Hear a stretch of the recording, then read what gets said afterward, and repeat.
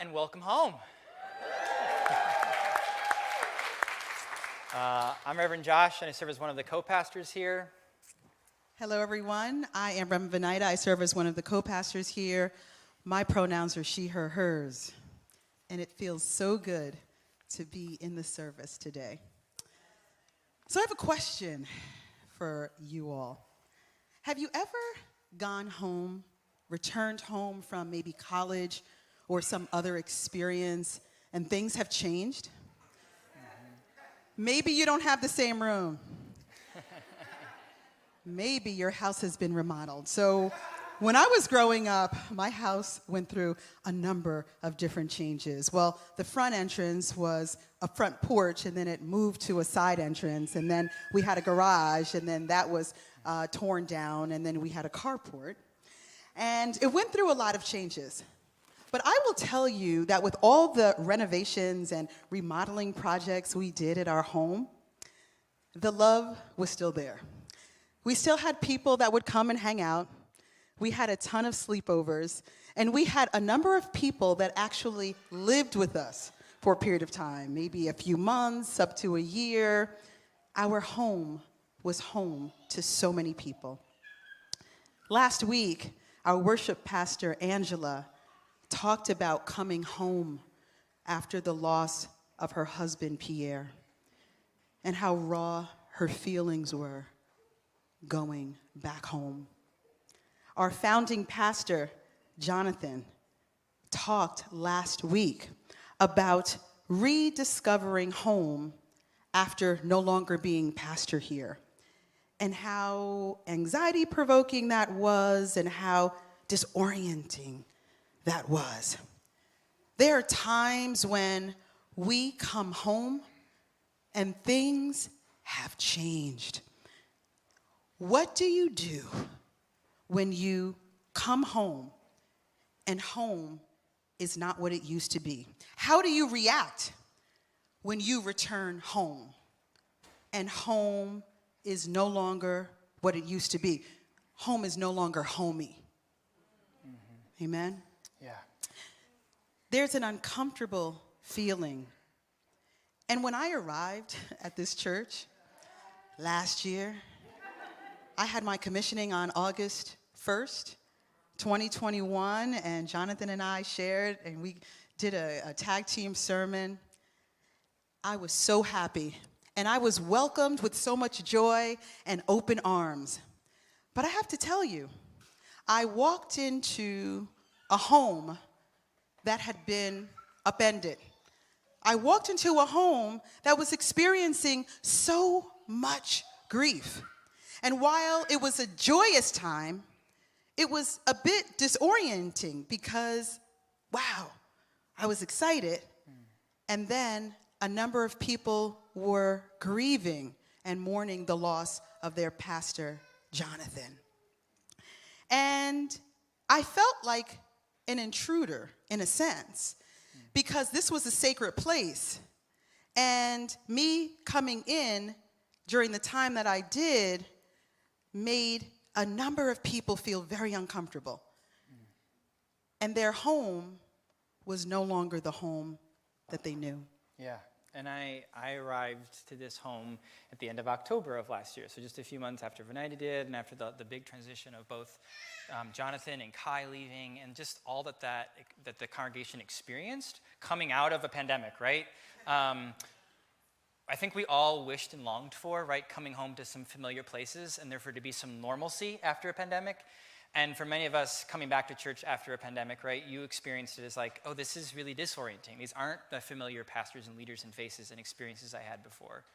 And I don't actually even know a lot of the people that are even in the congregation. Like, this doesn't necessarily always feel like home. And last week, when we had a conversation with Jonathan and Angela and Venida, they were sharing and talking about their experiences before I arrived, and how that was, what that's been like for them to not be a part of this community for Jonathan, but then also what it's been like for Angela and Venida to be a part of this community as well, too, right? In this space, in this time that's been different than what used to be, and in this sort of transitional period. And honestly, there are times when folks are sharing things about the history of the church the last 9 years that I'm like, I don't understand. I don't know. I don't get that. I bet there's so many more layers to that story, right? Or I'll hear bits and pieces from different people, and I will see some people cry. I will see people get really angry. I will see people not understand and have more questions. And honestly, sometimes it feels weird to be like on the outside, like looking in and being like, I love this place, but there's so much I don't understand about it. I kind of think about it the way I think about like when I get together with Austin's family. We're getting married in 14 days. Yes. No one's counting or anything, but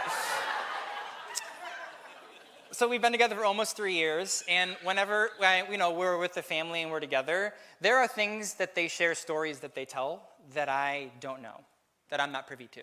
There are relationship dynamics and struggles and tensions that exist in that family with people in the extended family that I don't really know or understand about and don't have hard feelings about. But they do. And I've had to learn to remember that when stories are being told and I sort of feel like I'm like sitting on the outside looking into this thing and don't really understand, and I sort of feel like an outsider because I haven't been around as long as Austin and the rest of the family, I had to remember that this is a call to reminder that I'm part of something bigger, right? And the reason that we're getting married with all these friends and family is because it's a reminder to us that this marriage isn't just about the two of us. It's about all those people who got us to that point to be married today, on that day. I wish it was today, girl.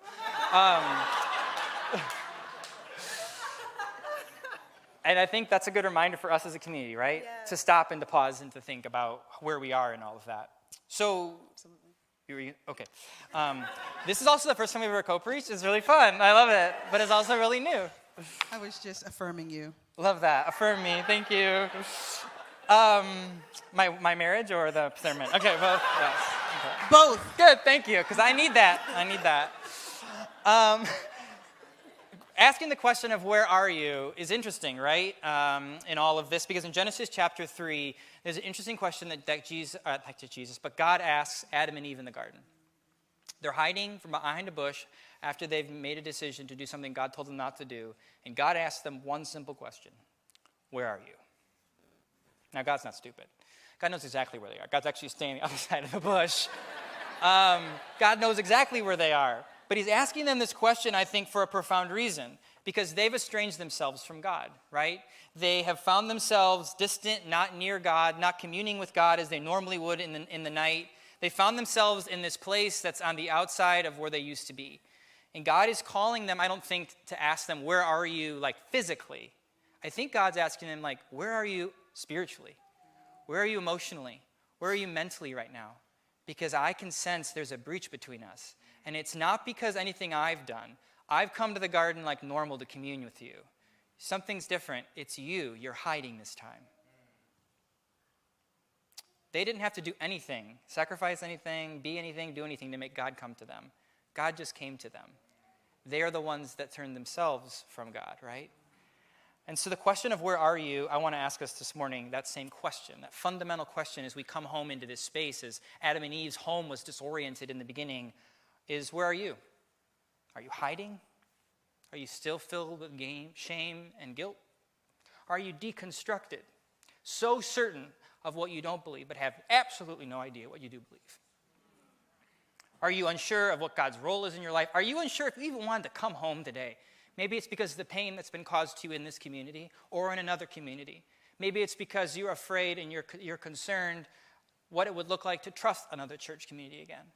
Where are you? What are you bringing? What crossroads are you at today?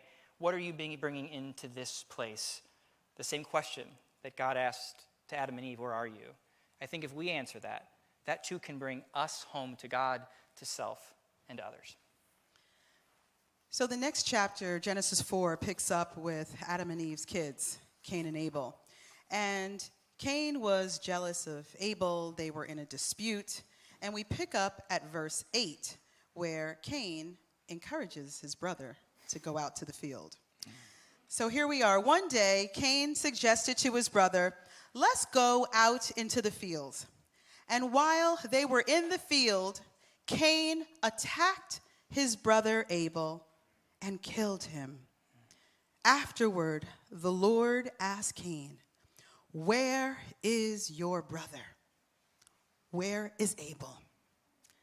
I don't know, Cain responded. Am I my brother's keeper? Where is your brother?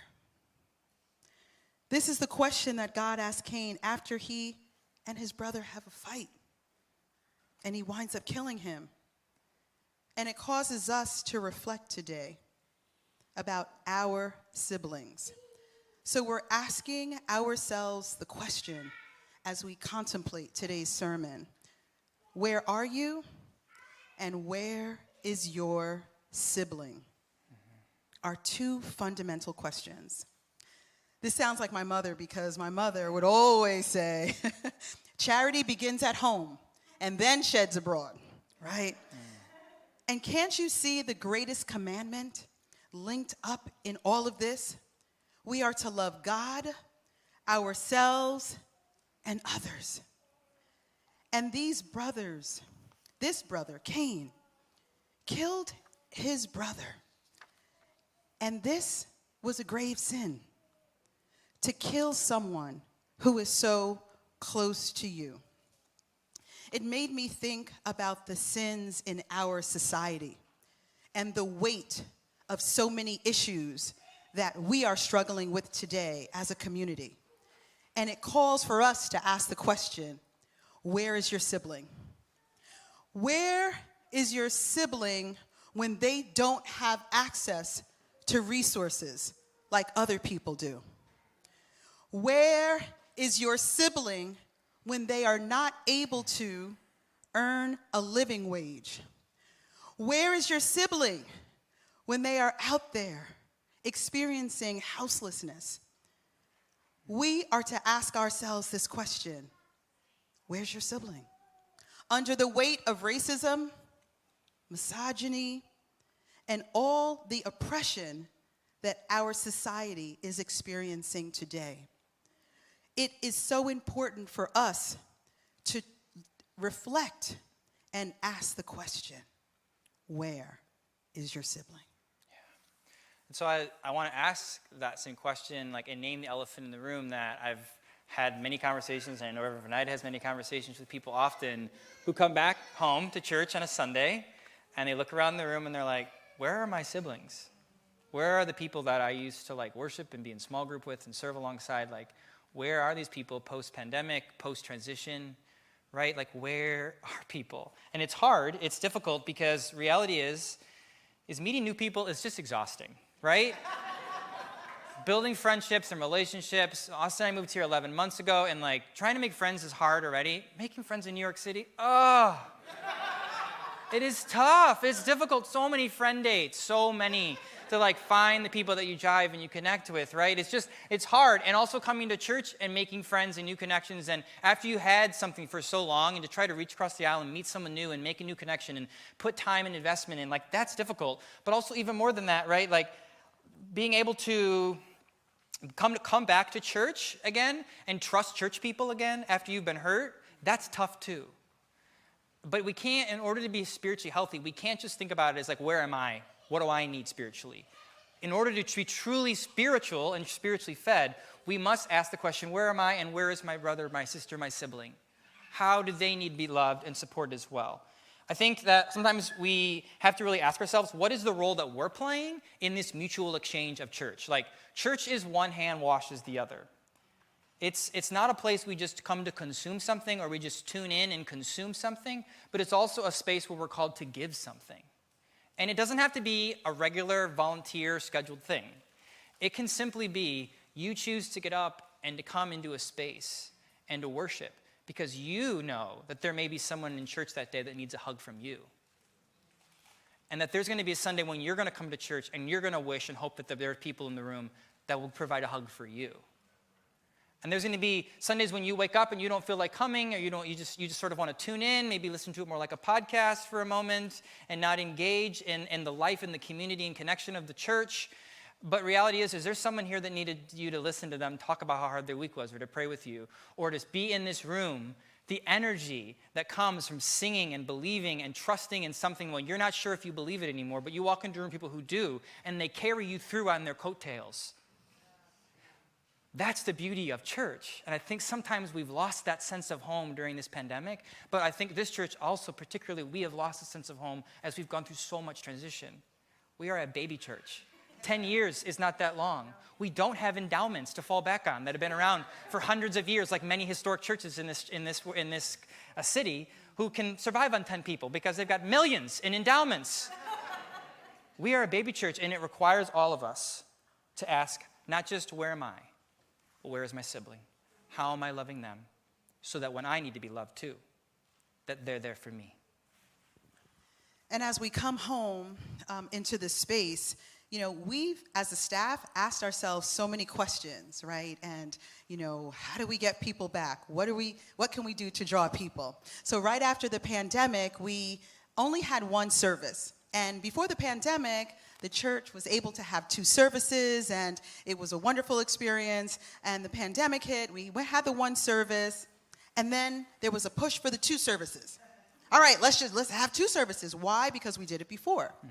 So we pushed and we said, okay, let's have 2 services, because the reality is, so we thought, you build it and they will come. Nope. You build it and they will come, because didn't some architects say that a while ago? So guess what? We built it and the folks didn't come. Okay? So the service that was 10 o'clock had just a few people, and we realized that, and faithful few, and we realized that what was happening was we, unfortunately, had to come to a decision about the reality of the situation. People weren't coming at 10 o'clock. And there were a few people, and the people that were coming were all first-timers. So now you have all of these people that heard about the church, they looked it up, they're super excited to come, they've seen the YouTubes and the Facebooks and services, and they come and they enter. And no one is here. Well, we have a greeter and the staff, but that was pretty much it. Yeah. And this was happening, believe it or not, for a number of weeks. And we talked about it, and we came to the conclusion that we would have one service at 11 o'clock. And when the time comes, the Holy Spirit will let us know when it's time. We have certain metrics. We will move to, then we will move to Holy 2 services. Spirit-inspired metrics. Yeah. Yes.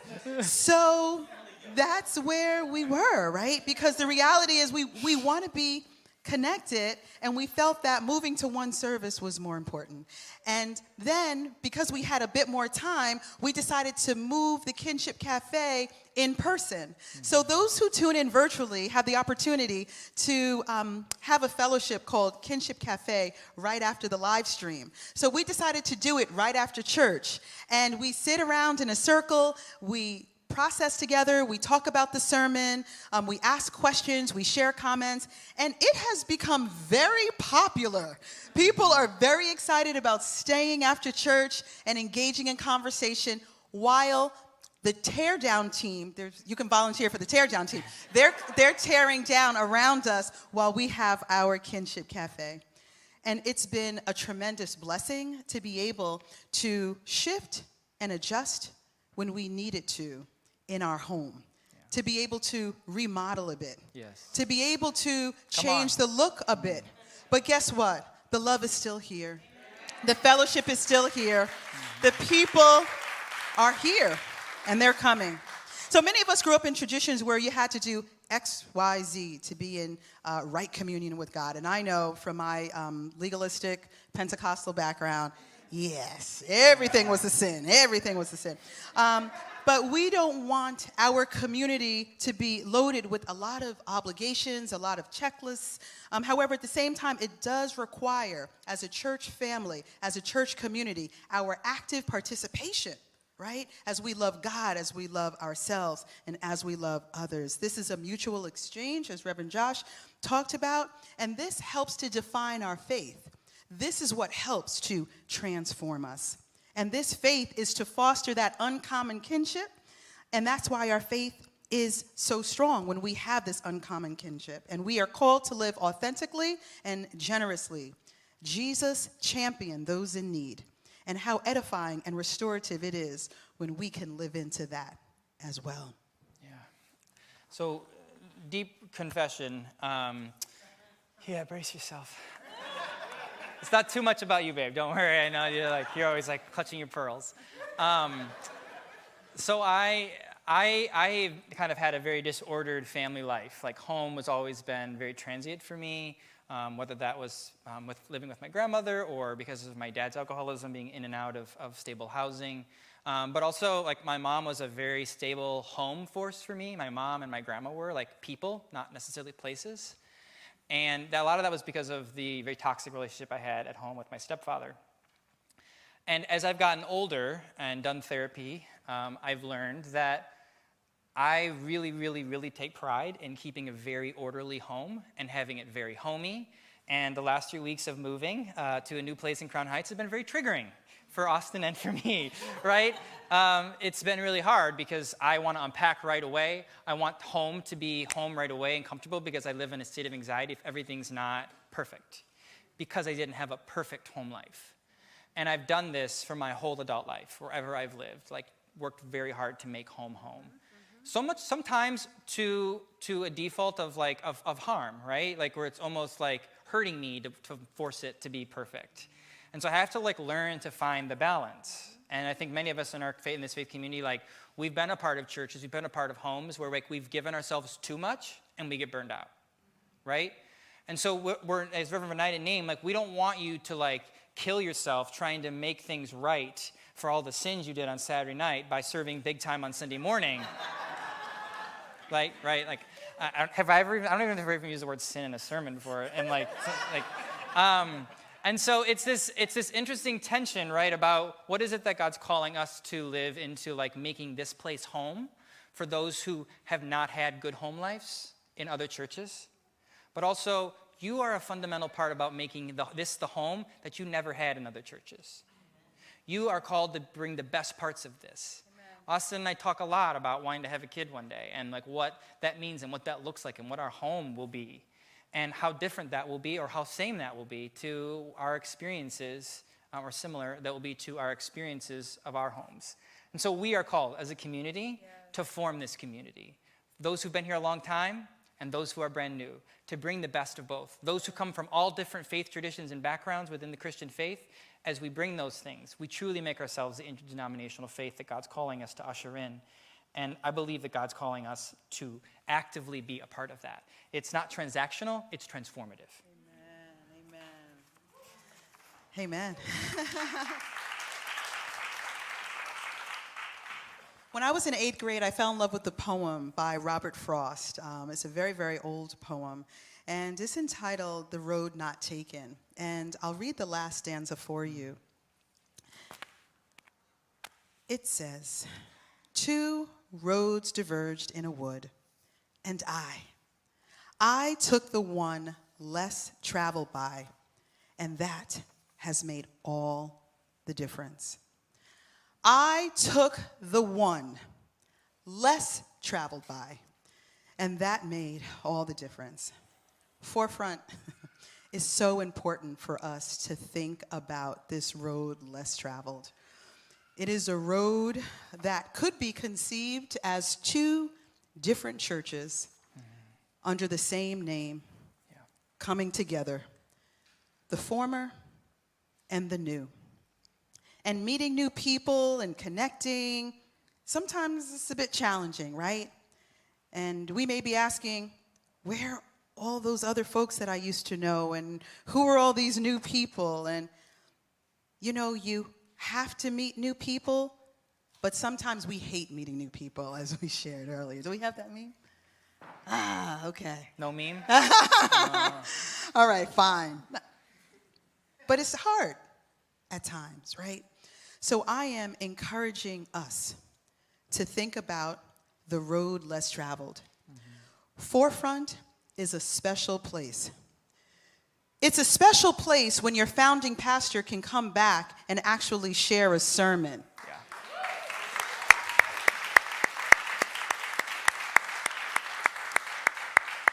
It's a very, very special place when folks in the LGBTQIA plus community who are being harmed out on the outside can find a haven and a safe place in a church.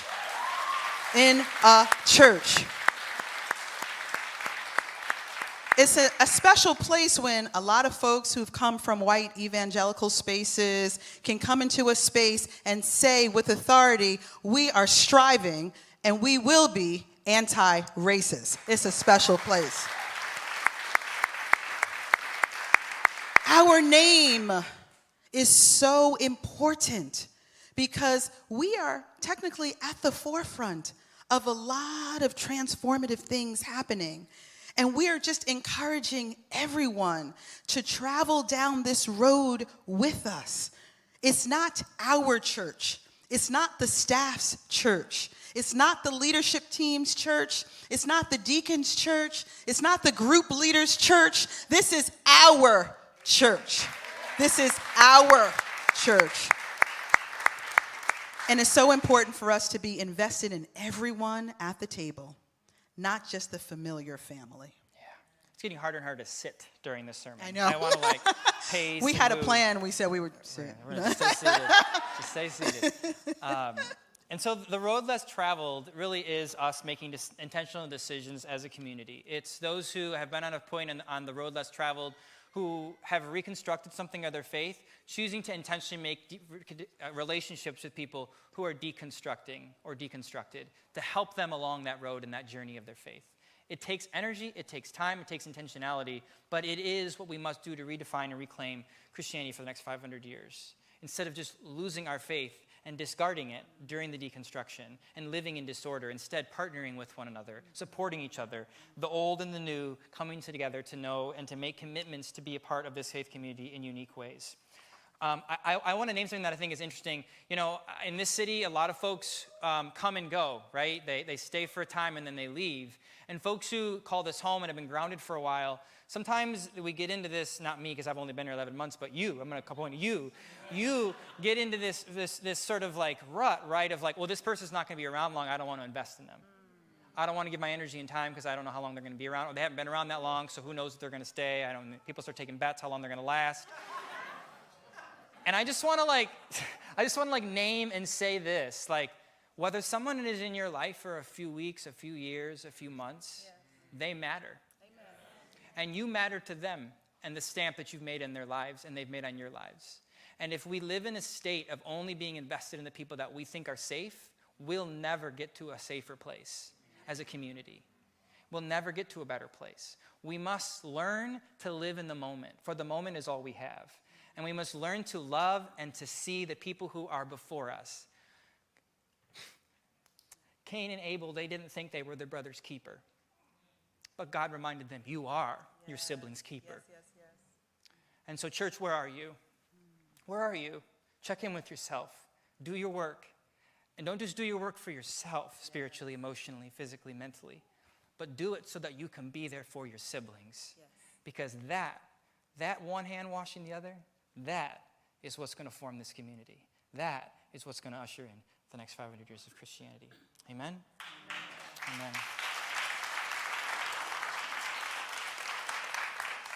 As I was walking to church this morning, usually my way of connection with God is song. And there was just a song that was just placed in my spirit. But then I remixed the last line of it and shared it with Reverend Venida this morning. And we thought this would be how we would end this morning's message. As we think about our church and its existence here, it's temporal. And we're investing in one another who are eternal and who follow the eternal one. Jesus, Jesus, Jesus, there's just something about that name. Loving Savior, Jesus, like the fragrance after the rain. Jesus, Jesus, Jesus, let all heaven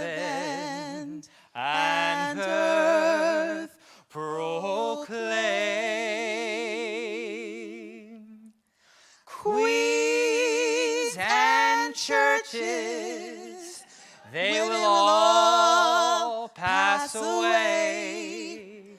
Queens and churches, they will all pass away. But there's something about that name. Sorry.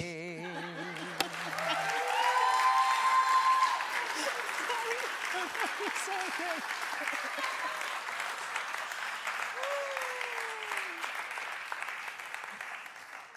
That's what happened when I try to harmonize sometimes. Yeah.